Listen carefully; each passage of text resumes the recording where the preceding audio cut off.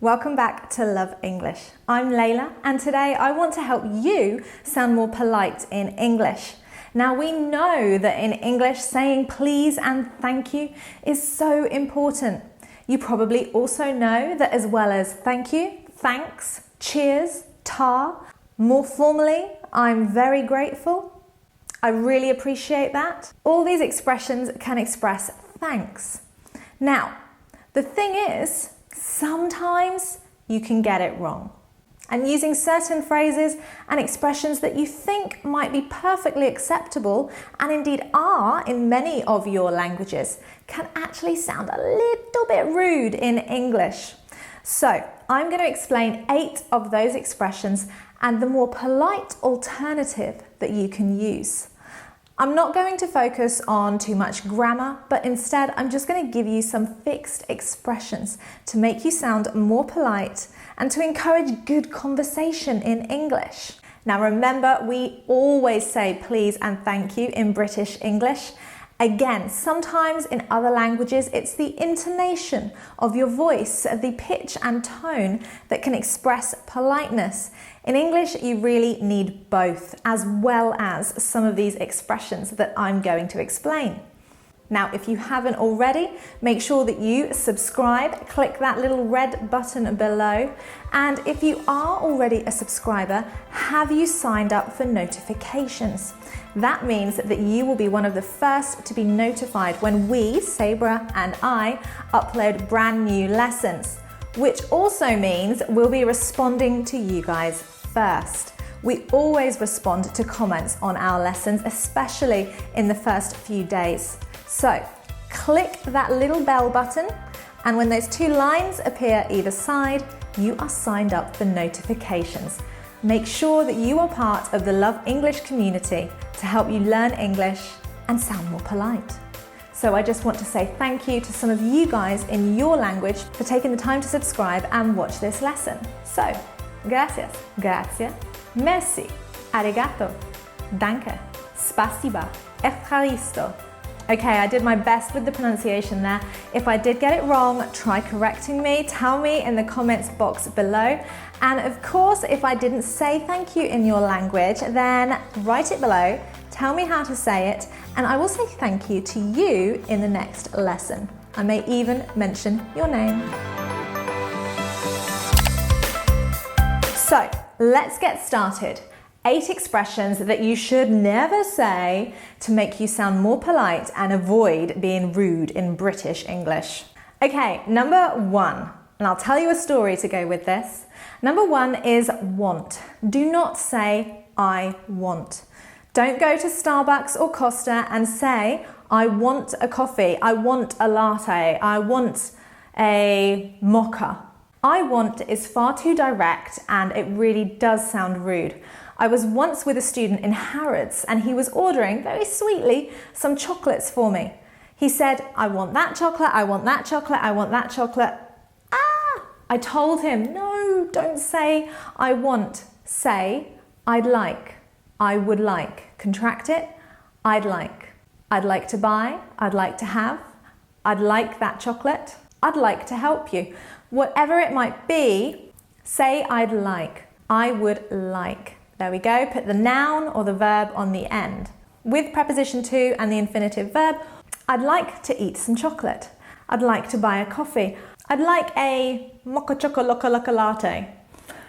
Starbucks have so many crazy coffees. I always joke with my students about the names. Or you can say, I'll have. Use will here for spontaneous decisions. I'll have a coffee, please. I'll have sugar and no milk, thank you. Even with these expressions, you still need to keep using please and thank you. We are so polite in the UK and America, of course. So make sure as well as using these expressions, you keep using please and thank you. Okay, now if you are working with some English people, if you are a manager in an international company and you need to give some orders, which you might very well do, try not to use imperatives. Send me the report by tomorrow. Do your homework. Call your mother. Whatever it might be, these imperatives sound far too direct and therefore a little bit rude. Try instead using an indirect question. Could you do your homework? Could you send me the report by tomorrow? Could you help me? Could you plus the infinitive verb here sounds much more polite. Of course, you can use can. Can you do your homework? Can you send me the report?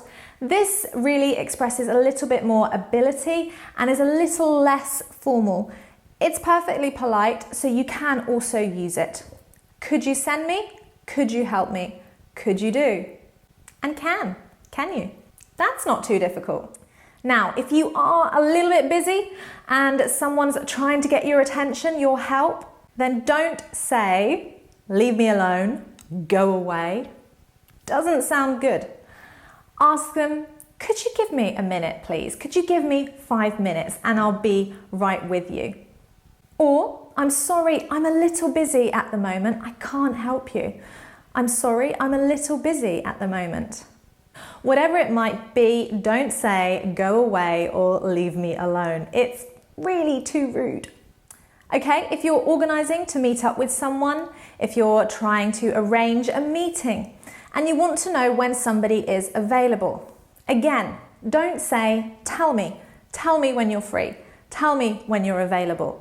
Use instead let me know. Let me know when you're available. Let me know what time suits you best. This sounds much more polite, and again, in more formal business situations, perfect. Let me know when you're free. Now, in any language, you are going to disagree with people. Sabrah and I often disagree on things, and we know how to create a conversation, an environment where we can talk to each other and discuss our disagreements most of the time. So instead of saying you're wrong or I don't agree, try saying, I think you might be mistaken. I think you might be mistaken. I think you might be mistaken. The film is at 10 o'clock, not 9 o'clock. I think you might be mistaken. The report needs to be submitted by 2 p.m. Sounds much better. I think you might be mistaken. Not too sure of yourself, not too forceful and direct, but it gives somebody an opportunity to just think, oh, yes, maybe I was wrong. You could also use a very popular phrase in English, which is I'm afraid. Now, in this case, I'm not scared, but I'm sorry. I'm afraid you've made an error. I'm afraid I disagree. I'm afraid. If you say I'm sorry, but you're kind of maybe apologizing, but you're not really. It's just a softer way to disagree with someone. You could even say, I'm afraid I disagree. I'm sorry, but I disagree. It sounds much more gentle, much more polite. And again, you're going to encourage someone to talk back and to discuss this with you. What you don't want is to say you're wrong and somebody becomes very defensive. Now, similarly, you might also find that you don't like somebody's idea. If you're working in a group like many of our university students need to, or in a company, then there's going to be people whose ideas you really don't like. And again, saying that's a bad idea is a bad idea. So rather than saying that's a bad idea, or indeed using the word bad at all, it is better to say, I'm not sure that's a good idea. Again, don't be too certain. I'm not sure shows that you're not completely against what they're saying. So there's room for compromise. And using a positive adjective is much better than using a negative one. It just sounds a lot more gentle and a lot more polite. So negative statement with a positive adjective. You could also say in a business situation, I have a few concerns. What about? Try and make suggestions to get somebody to think about other possible ideas. So, never use that's a bad idea. Now, as a teacher, I would never tell somebody that their work is bad or that their work isn't good. I would always try and start with the positive and then suggest ways to improve other aspects. One, you don't want to ruin somebody's confidence, and someone may have put in a lot of effort. So being polite and being gentle in this situation is a really good idea. You could try saying, I'm not quite satisfied with this. I'm not quite satisfied with this. Make suggestions. How about? Why don't we? What about? Remember, using negative language is not a good idea, and making sure that if you aren't happy with something, you make some suggestions. If you are going to be critical, make it constructive criticism. So suggestions to improve something is much better than just saying your work is bad. You could also say, I think this needs some improvement. I think this could do with some improvement. I think this needs some improvement. Not just that it's bad. Now, sometimes there's going to be things that you do not like. And saying, I don't like this, is really quite rude, especially if you say, I hate. Don't say that. If you say, I don't like, it really is negative.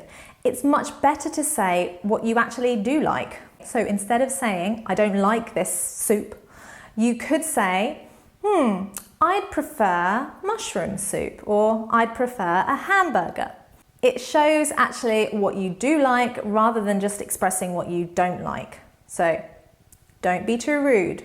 You could also use phrases like, I'd prefer, I'd rather. So I don't like going to the cinema. I'd rather go shopping. Right, a more advanced expression is I'm fond of. I'm fond of. Fond simply means I like very much. It's a much more formal, polite way of expressing your satisfaction, your liking of something.